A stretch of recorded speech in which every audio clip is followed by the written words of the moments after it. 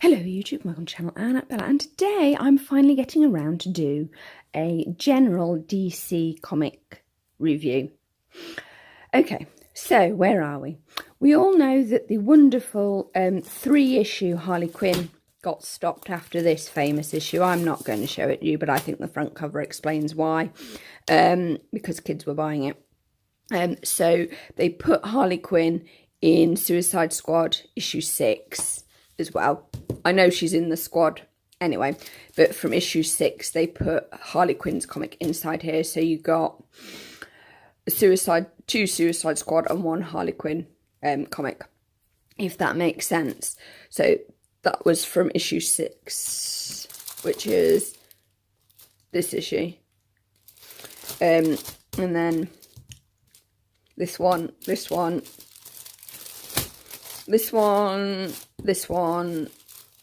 and they finally sort of caught up with themselves. And then we get this one, and weirdly enough, so you've got Heroes and Villains, which is Suicide Squad story, then you've got Reality Slapdown, which is Harley Quinn story, then you've got Deadshot, Night of the Hunter, which is an excellent story about Deadshot, really, really good.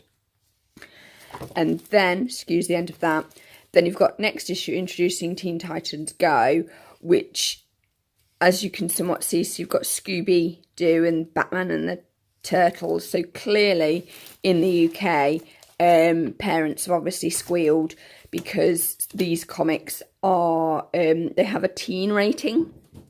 See, this is the regular Suicide Squad comic, and it usually has on it somewhere rated T, she says, and failing to find it. Normally it does. There you are, rated T, teen plus. So in the UK that would translate to about 15 plus. And they stopped putting that on them, which is interesting, but I get mine through the mail anyway, so that's a whole different story. So there's that. Now, what did I want to show you? Ah, yes. So we had the Return of Rick Flag. Then we had the Chosen One Part 1 and Part 2, where this poor guy beats, basically as a red shirt from Star Trek. Sorry if you don't get the reference. And then you've got United States of Incarceration. And then we get Hack coming back. And as you know from previous issues, there was an issue between who killed Hack, and we find out that it's Boomerang, which is not too much of a surprise that Captain Boomerang would do that, but he was actually under orders to do that. So that's shock and awe. And then you've got Construction, and if Batman fails, Deadshot dies. And this is an interesting one because it's another let's go save Deadshot's daughter, which is what we have in Night of the Hunter.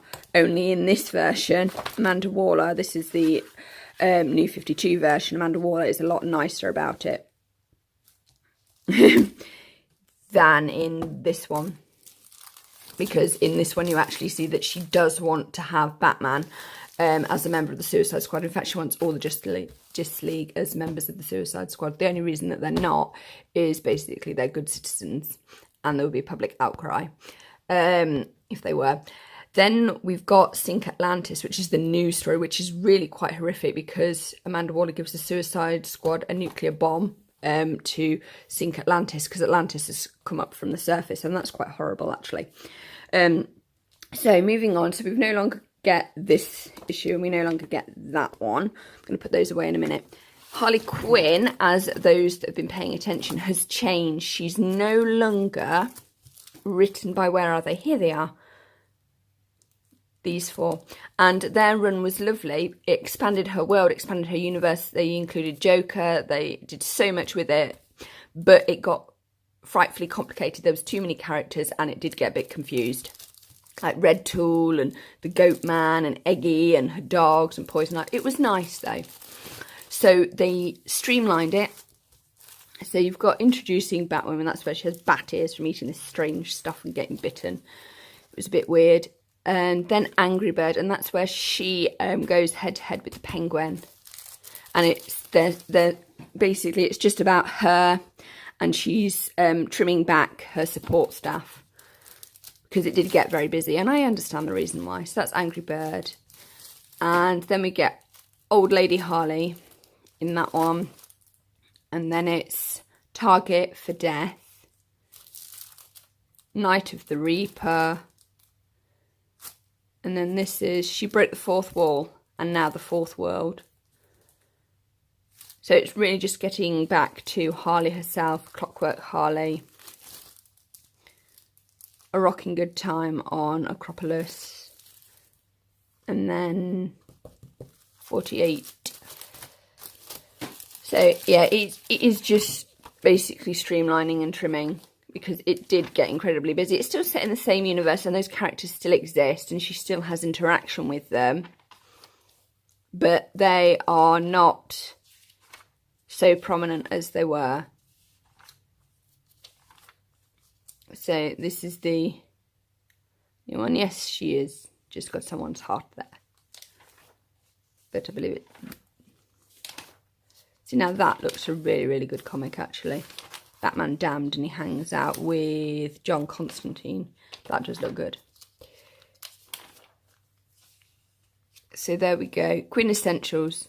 New Harley Quinn writer Sam Humphries gives the straight pop on the occasional Batman villain, Suicide Squad moment, and former main squeeze the Joker, a petite, pale phenomenon, be it in comics, animation, live action, movies or games. Animated series, classic Harley, the OG Quinn, Cadillac of Harleys, proclaimed Humphries. Did you know that Harley as a girl's name spiked after her introduction in 1992? Arkham videos, no lie, I think the Arkham game is one of the best Batman things ever. Margot Robbie in Suicide Squad. She pulls off a great performance with a lot of depth. I agree with that. Harley and the Pom. This is Virgo editor Andy Claude's dog, whom he named after Harley Quinn. So there he is. Harley returns home from Acropolis, only to find her house being turned into high-scale condos. Will she become homeless Harley, or can she raise enough money to buy back her building? Check out Harley Quinn, hashtag 48, that's issue 48, by Humphries and Alison Borges in stores now, which is this one, because they're the new team that is writing her, and I like the fact that they've got a male and a female to write Harley like they did previously under these guys. So that's quite good. I'm going to check out some more DC comics that I've got, so please stay with me. So here we are back on the table. I got another free comic, 2000 AD and Freedom City. And then I got DC comic Superhero Girls, which features all the women. So you've got Batgirl, Supergirl, Bumblebee, Katana, Poison Ivy, Wonder Woman and Harley Quinn. And there's poor James Gordon, like, oh, what on earth. But it's also aimed at a younger audience. So those are the free comic books that I've got this year. Okay, here we are with the last part of my general DC review. This is going to be quite quick. As you know, White Knight is one of the best Batman stories ever written. I believe it affected the universe and it had lasting consequences. It also sorted out the Joker, Dr. Harley and Quinzel, Harley Quinn relationship quite satisfactorily. Oh God. I know, I've been meaning to do a long review, including this and this. They did, I call this the plaster that they used to sort of explain why Harley Quinn was solo in this. In this animation, she does mention that she's left the Joker, and the only good thing she got out of the relationship was the recipe to Joker venom, which is a fair way to actually leave things nice and open. They then brought out this travesty. I'm not going to dwell too much on it because I want to do a far more detailed review of it later, but it is just really kind of bad. So many things. I appreciate the thought, but it is like sticking a plaster over. So, yeah, you find out why she leaves him and stuff, but that makes absolutely no sense. Then Poison Ivy rescues her, in short. We meet some of the characters like Nightwing and this broccoli guy that's in that one. I can't remember the ending of that one. It was so informative. But I will at some point in the more detailed review. But anyway, at the end of this, Harley's at a bit of a loose end because she's finally left Joker. She tries to get other jobs, but they won't let her. She then goes and sees Bud and Lou. Task Force X, Part 1.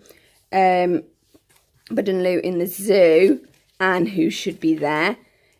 Killer Croc is having some Task Force X downtime, and she bumps into Rick Flag, Deadshot and Captain Boomerang, who've come to retrieve Killer Croc. Then at the end, it is pretty laughable, really. You've got Amanda Waller saying, Amanda Waller, the person actually in charge around here, Croc, get in the van. We're going back to Belle Reve, and Croc really just wants some downtime. Seems like you just had some. Get in the van. It's pointless to test me, son. And then Harley stands up for Croc.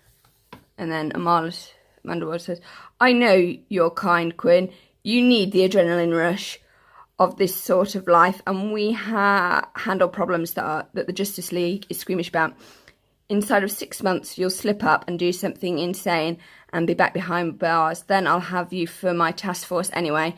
So Amanda Waller offers her a place on it, and she refuses. So we could use your help, Quinn. Listen, I learned one thing today. I ain't never gonna forget.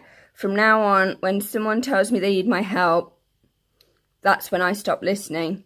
So it's set up for her to basically get captured by Amanda Waller because she is going to screw up. But she leaves the offer of going freely, which is kind of weird because how would that work if she just joined up and then they put a neck bomb in her? I guess they wouldn't have put a neck bomb in her because she joined voluntarily.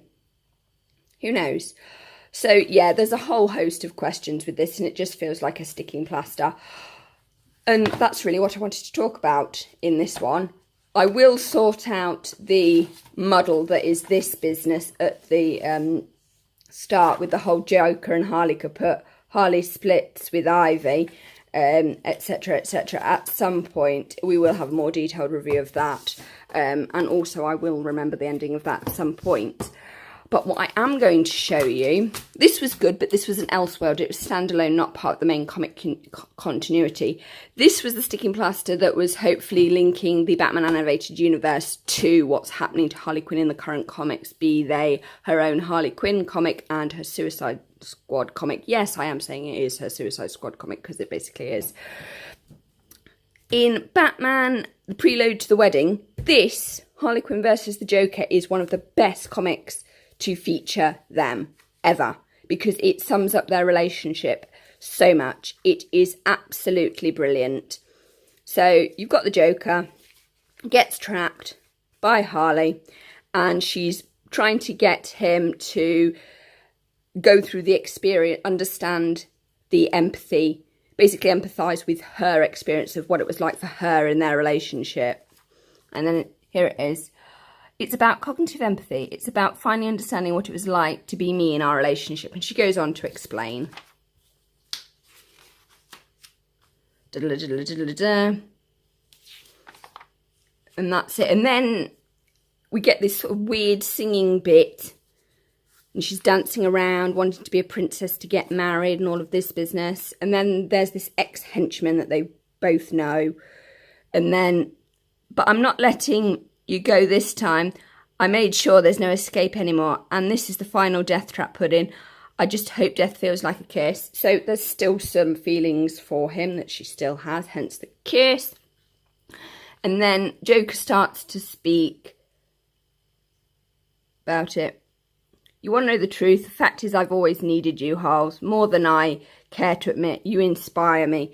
So he's starting to, now the Joker's coughing up, but Harley's like, I'm not sure about this. But, and therein lies the problem. So she says it was all the details and everything. You forgot the human element. And then you forget that some people like to give their control over to me. Hence, Trucks recognises boss. And then they want me to do with them as I please. So many of those fairy tale cartoons end with a dance, don't they, Harley? Let's do it. So he basically kills this guy who's going to kill him, and then it looks like he's going to kill her. They get the regular fight, fight, fight, punch, punch, punch thing. And then, oh, look at that. Instead of giving you a grin on the back of your head, I turned the axe at the very last second. So he surprised himself. I guess I don't really want you dead somewhere deep inside me. I know that someday you'll realise that I'm the only thing that makes you happy. Someday you'll desperately want to come back. And on that day, you'll know what it's like to be left alone, left out, waiting for an invitation. So that's his perspective ever since she's gone.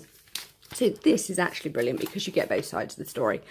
And then he finds this gun in the bin, and then he goes off to wreck Batman and Selena Kyle's, i.e. Catwoman's wedding. But he leaves Harley Quinn on the floor, knocked out. I hope you like it here. Nah. So she's knocked out. So that is interesting. It's one of the best ones because it sums up the whole of their relationship within under 30 pages. So I think that's really, really good. And it looks like that they might be setting them up to come back together at some point, but not yet. But I really, really enjoyed that comic. Recommend it. Really do. I will be doing a full review on the mess that is that. So I hope you've enjoyed this look at my DC Comics so far. Please like, comment and subscribe. Bye!